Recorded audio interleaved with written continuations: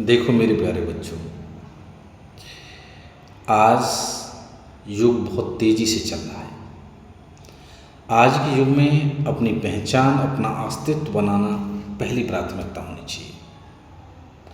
हम लोग जिस प्रकार फेसबुक और इंस्टाग्राम के आदी होते जा रहे हैं, ये दोनों चीज़ हमारे जीवन में एक ऐसा जाल बनाती हैं जिसमें हम खुद फंस जाते हैं। कोशिश करो धीरे धीरे की आदत को छोड़ो।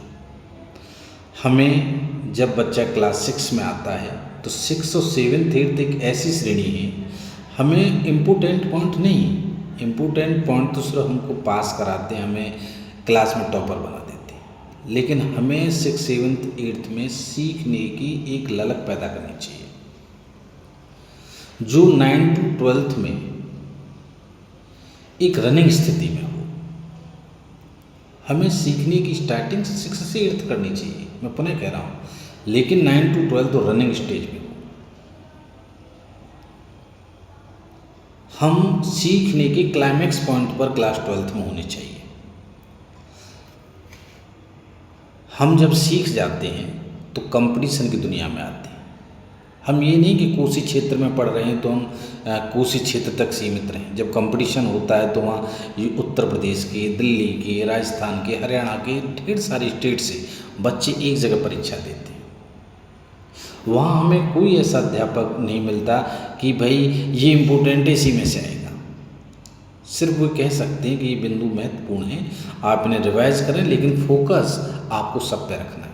क्योंकि जब कभी हम कोई प्लेटफॉर्म बनाते हैं तो उसके पूरे पॉइंटों पर, सभी बिंदुओं पर पूरा ध्यान रखते हैं। कहीं ऐसा तो नहीं कोई ऐसा वीक पॉइंट रह गया हो जिससे प्लेटफॉर्म वहाँ से कमज़ोर हो जाए। कभी कभी हमारी जिज्ञासा रहती है कि आफ्टर 12th हम 2 2.5 लाख 3 लाख रुपए कोचिंग में बर्बाद करेंगे और फिर हमें बीटेक करना है या हमें MBBS करना है। इससे तो अच्छा हम डायरेक्ट करें। ये आपकी बेहद गलत सोच है,